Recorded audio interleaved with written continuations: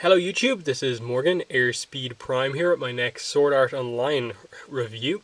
This is going to be, as you can see here, for the Sword Art Online 2 Volume 4 Blu Ray Limited Edition set. So you get the Blu Ray, you get the DVD, you get some fancy packaging and a little kind of booklet about the episodes. And this obviously is the last volume in this set, so with this, Sword Art Online 2 is complete in DVD. So I will obviously show off the packaging here, go through the stuff that you get with this, show you how it looks with the rest of the collection. Obviously this is the special edition one, you get the big kind of collector's box stuff. I'll show off that, the whole collection, and then I will cut over towards the end of the video to the TV to show you what the menus look like, what the features are that you actually get on it, and so on. But yeah, here is the cover. Really nice cover here with, Asuna, the other sleeping knights, and of course the boss of the floor that they end up kind of taking out. It's a really nice one that gets across what the arc is about.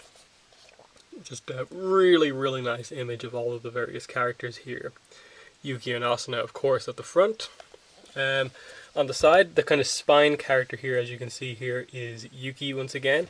And you can see here, this is the Collector's Edition, Part 4 of 4, Sword Art Online 2, and this is only Mother's Rosario episodes, because it's the last 5, I believe. On the back, our back image is a kind of more, what the characters look like in real life. And you get, Lisbeth, Silica, Kirito, Asuna, and Yuki herself. Really nice image, of course, because that's not how it ended up being. It was more that Yuki was with them in this way through the little kind of web camera thing that Kirito set up on Asuna's shoulder. But this just symbolically is a very nice image for the set. Other than that, nothing much there. Just this is obviously produced by Aniplex, all the anime. This is the UK, obviously, version for anyone wondering. And yeah, inside the slipcase you get your usual two things. You get your little thing that has the discs in it, and then the guidebook for this thing. So I'll cover the little slipcase here with the discs. So right in the front there you just have the episode names. We get episode 20, 21, 22, 23, 24. We get Sleeping Knights, The Monument of the Swordsman, The End of the Journey, The Dream Begins, and Mother's Rosario. 20 to 24. And then just some kind of butterflies around there. On the back, really, really interesting. I was not expecting this, and this is so cool. Apologies if the camera isn't focusing well enough for you to see this, but what this is basically a list of floors 1 to 27, and then various characters who were part of the clearing of that floor. And there's a ton of characters listed here. You can see Kirito is not in all of them, but he's in a good few of them. Characters like Eugene, Sakuya, Alicia, Asuna is involved in some of the other ones even before floor 27. Klein, you can see a few times.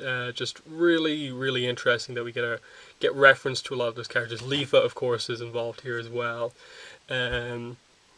I'm just kind of looking through it here. I don't see any Xenon, but I suppose she's relatively new to the game and hasn't quite, maybe she's not at the level where she's clearing dungeons just yet. This is obviously the floor clears of New Aincrad. So yeah, a lot of interesting characters here. Devil, Nomu, Ice, Nino, Ginji, like a lot of these characters who, are, I think the extra material for Sword Art Online are mentioned, but we don't really know a lot about. But yeah, and the most important one obviously is floor 27. You can see the little symbols beside Yuki, Siune, Techi, Taken, Yun, and Nori, and then Asuna is involved here. So, as they explained it in the show, the way this works is that the reason that the Sleeping Knights wanted to clear a floor boss on their own, just one party, was because if only one party clears the floor, everyone in the party's name is put on the wall of clearers. And so that is the full party of the Sleeping Knights that ended up clearing floor 27. The reason the other ones are here, and I suppose the reason why Kirito isn't listed on every single floor, despite the assumption that he probably participated in every single floor battle, would be because they explained it that Otherwise, if it's just a bunch of different parties that are involved, what ends up happening is that the leaders of each party are the people who are put on the list of floor clearers. So, of course, Kirito would be party leader a lot of the time, but not necessarily all the time. He doesn't always have to lead from the front or anything like that. So, really interesting to get that. He obviously passed over the leadership to Asuna at points, and Lifa at certain points, and so on. I don't see any Silica here, but I suppose that she probably wouldn't be the most ideal to be a floor kind of leader. But anyway, inside, getting away from that list of names, we have the 2 discs. So basically, same content as far as I'm aware on both discs. I think the DVD just doesn't have as many of the extras on it. Whereas obviously the Blu Ray is going to have like basically all of the extras that we do get here, which I'll cover later on. But you can see here, this is the Blu Ray, the kind of more white focused disc. You can see there's the Blu Ray symbol there. Same image, on both of them. Just basically the kind of line art of the cover here. And then the DVD, which obviously you can see there, DVD symbol, is just a more purpley version, and then purple is the kind of color of this set, which I'll show off with the other ones in a minute. But yeah, that's that. Really like this thing. But the last thing in terms of a kind of physical thing you get in the set is the last guidebook. One of these comes with each of the other 4 volumes. And yeah, this is the guidebook for 20 to 24. So the usual thing you get here is just a 2-page kind of brief guide basically to each episode. Who did the screenplays, storyboards, director, animation director, brief synopsis of what the episode is about, and then some screenshots of the key moments. I suppose the idea here is that if you want to watch a specific episode, just take out the guidebook and be like, okay, this is the episode where the Sleeping Knights are like properly introduced and things get into play. That's the episode to watch. Here's episode 21, Monument of a Swordsman, and you get the kind of more emotional stuff coming into play here. The more mysterious side of the Sleeping Knights beginning to come out. 22, End of the Journey, the more of the very emotional stuff there.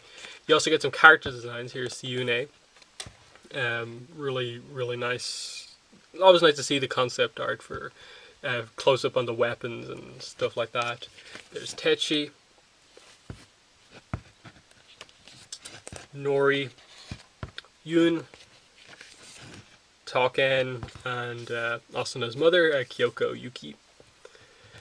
New Aincrad, just some concept shots of the various things there, Kirito and Asuna's house. Some of the more floors, there's Panarizi, the 24th floor, where obviously Yuki kind of challenges people. There's the 27th floor boss, Black Giant.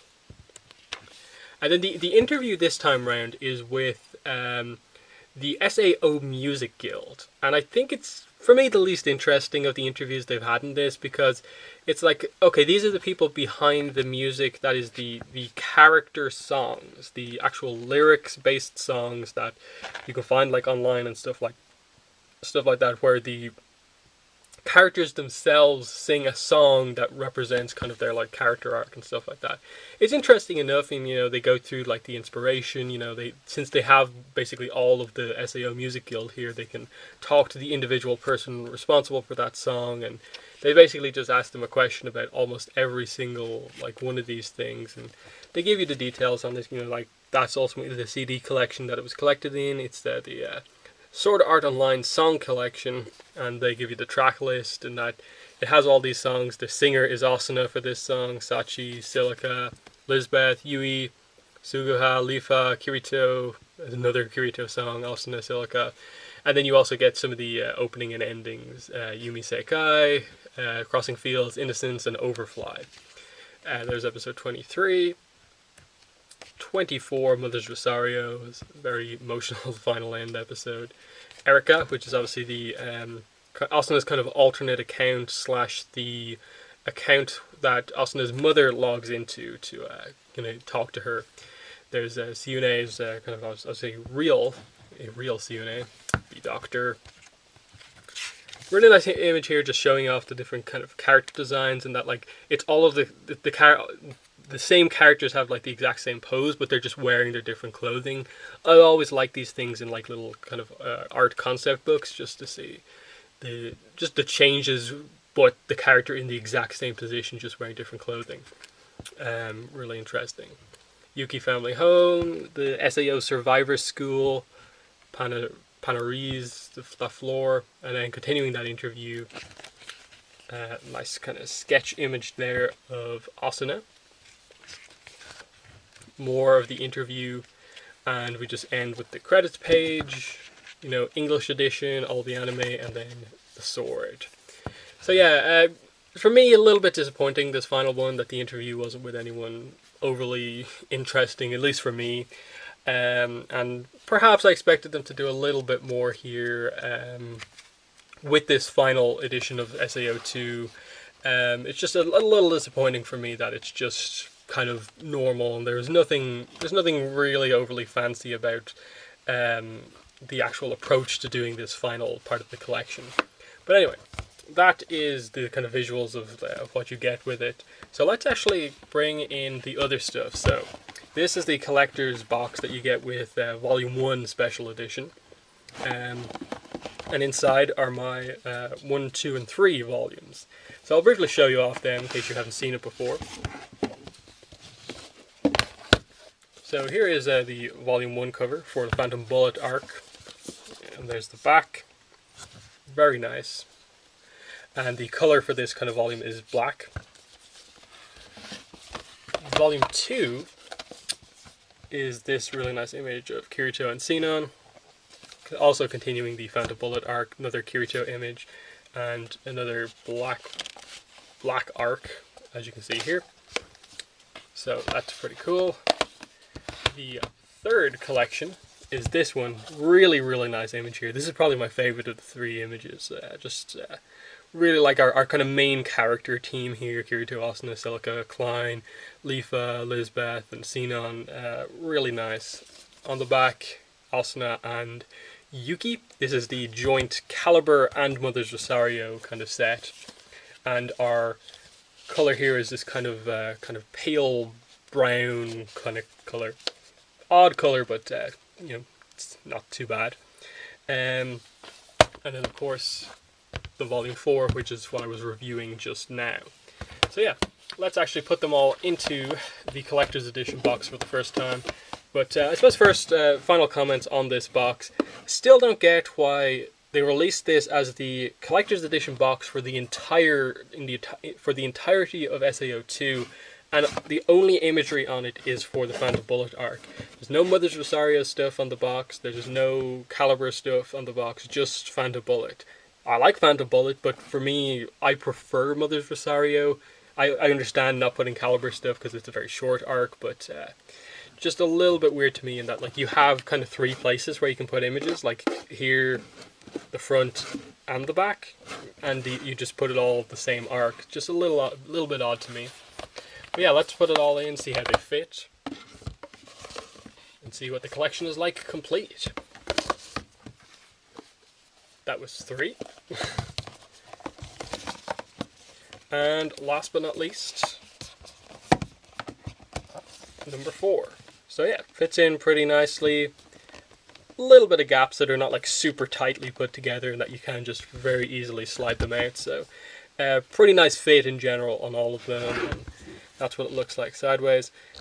Little problem, you know, just the fact that just in terms of the measurement type stuff, like this is in perfectly fine, but then, you know, the black border is perfectly fine, and then you get to Volume 4 and the black border bit is just a little bit off. You know, the blue bit's a little bit off further down. Just, you see this every so often with like comic books when you buy like the volumes and you stack the volumes up together and they're just a little off. It's just a little annoying. Nothing too crazy, but it's just like, oh, last bit, you just didn't nail it perfectly on the kind of measurement manufacturing of this. Just like, I assumed this was just a template that they perhaps changed to add in this image and, you know, just changed the like stuff here, but it's disappointing to see it end and it just not be perfect, given that it's the collector's edition set. But it's a super minor point, I'll readily admit that. But Yeah, that is the set complete. It's pretty hefty, but really nice. Just the way they do all of these things, the individual sets plus the box, the way it's all shiny and just really nice art throughout.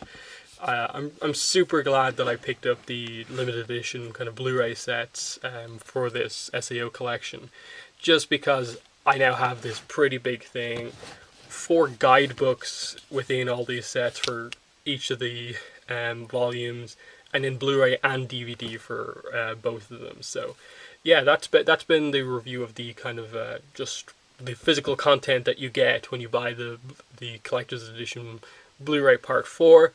And then I'm just going to cut away now, and then next time you see me, we'll be looking at the TV, and we'll get a look at the DVD menus and what exactly all the extras are and stuff like that. Okay, so here is the Blu-ray on my TV. As you can see from the menu here is just the 5 episodes. You can select straight from the main menu. We have a setup screen. You can hear just there that it's Courage playing in the background, which is obviously the second opening for SAO II. But I'll just turn that down so you can hear me speak better. But yeah, on setup, all we have here is English 2.0 and Japanese 2.0 with English subtitles. No other language options. So let's just go back to the main menu here. The extras are obviously the most interesting part, and you can see here it is Special Animation Sword Art Offline 2 Part 8 and Sword Art Offline 2 Part 9. Then we just have the standard original web previews, textless opening and textless closings. The only real thing to talk about here are, of course, the Sword Art Offline episodes, which are obviously the thing that have been on all of the previous Blu-ray sets, and it's just these. I'll show you a little bit of one of them. Let's just do Part 8. There's 2 little figurines I have, and there's Asuna. But yeah, that is it. You know, kind of chibi style.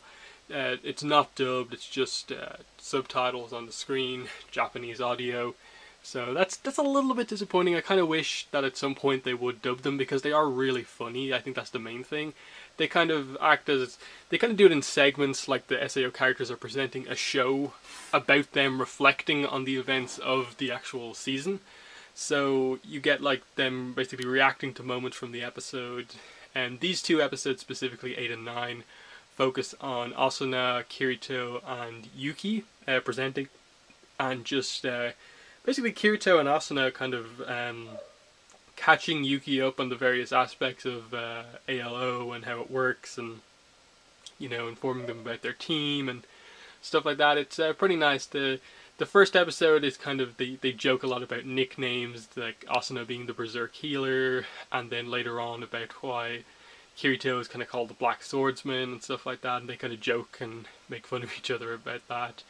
The second episode is you know, more focused on Yuki stuff. You have more jokes about like Asuna's mother being terrifying and everyone's afraid of her and stuff like that. But let me just skip ahead so we get past this part and we get more. So yeah, there you can see what most of it is like. They present it like that, subtitles, and just there's a lot of fun animation things, and it's really, for me, really entertaining. When I first saw these as extras on the Part 1 set, I really wasn't sure if I'd like them or not, but I think they're really good now, and I definitely enjoy watching all of them. I'll probably have to watch all of them in a row to get a better perspective on them, but they are really interesting. But yeah, let's just stop that there. So yeah, that is basically it. I'm a little disappointed that there's nothing more in terms of extras on this final set. Like, there's no big special feature. There's no, you know, behind the scenes stuff. There's no episode commentaries from like some of the English voice actors. Nothing like that. It's just the kind of the standard stuff, the extra animation stuff that's out there.